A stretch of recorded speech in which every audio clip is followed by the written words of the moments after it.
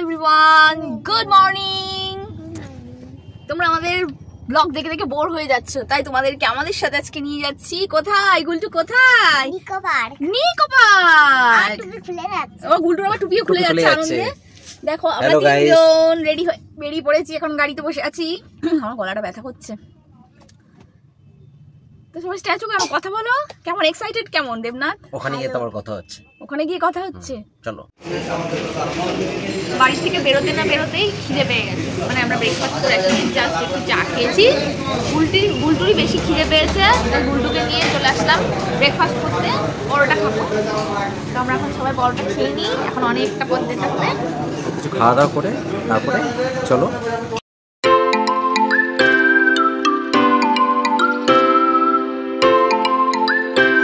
তো আমরা নিকো পার্কে ঢুকে গেছি। তো এখন টিকিট কাটার পালা। দেবনাথ চলে গেছে, এখানে অনেক লাইন আছে। তো দেবনাথ টিকিটটা কেটে নিয়ে আসুক, তারপর তোমাদেরকে দেখাচ্ছি। কত করে নিল গো টিকিট? তো এখানে আমার আর দেবনাথের 500 করে 1000, আর গুলটুর জন্য 300 টাকা। গুলটু ছোট বাচ্চা বলে 300 টাকা।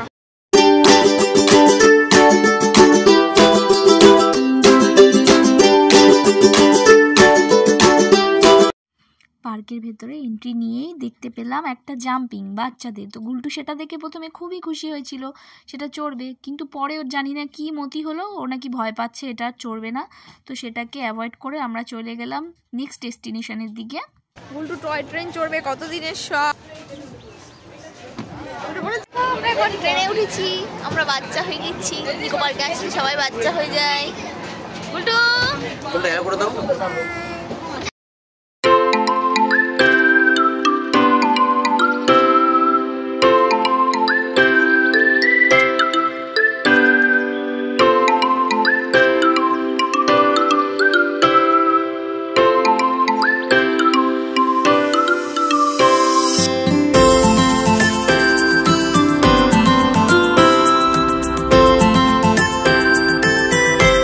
টয় ট্রেন থেকে নেমে এখন চলে আসলাম ম্যাজিক মিরারে।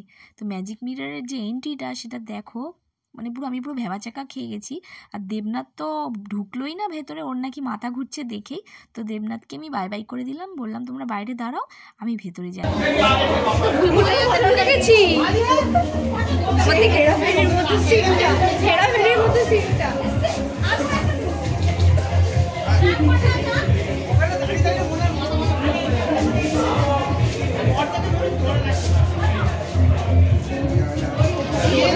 কিছুই তো বুঝতে পারছি না।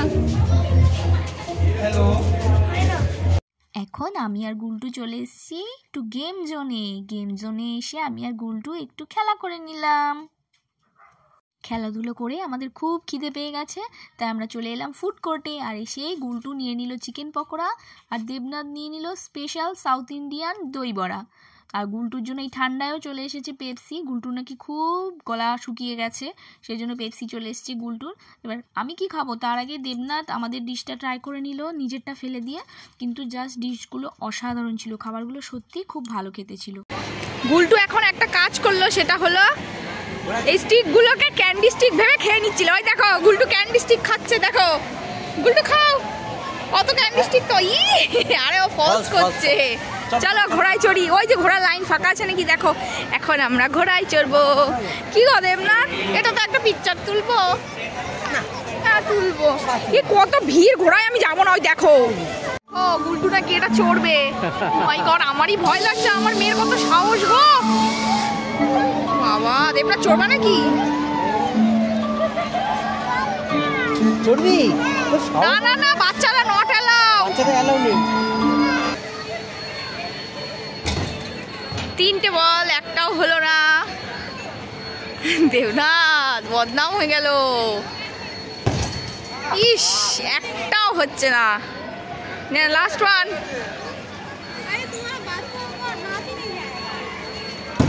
যা, খতম, টাটা বাই বাই।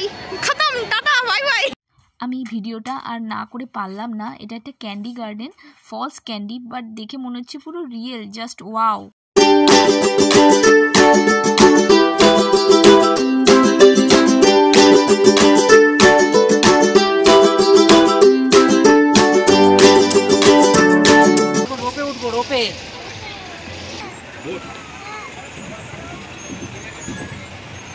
বাবা নিয়ে যাবো বোট হ্যাঁ চড়াবা কোনটা? নিচের যেটা দেখাচ্ছে बाबा रुपए अच्छा ये चलो এখানে একটু স্টে করবে। उठे একটা উঠেছে চলে যাবে না যাওয়ার পথে যদি চলে যায়। দেখো দুপুরে লাঞ্চ টাইমে আমরা কেএফসি চিকেন খাচ্ছি। চলো দেবনাথের খিদে নেই, আমাদের খুব খিদে পেয়েছে তাই আমরা খাচ্ছি। ওই দেখো মুরগি শুরু করে দিল। এরপর ফুচকা খাবো। আজকে লাঞ্চ করবো না, এগুলোই লাঞ্চ। ওদের না তোমার কষ্ট হচ্ছে পয়সা এত খরচ করছি আমরা। কষ্ট না, এন্টারটেনমেন্ট হচ্ছে, এন্টারটেনমেন্ট। লাভ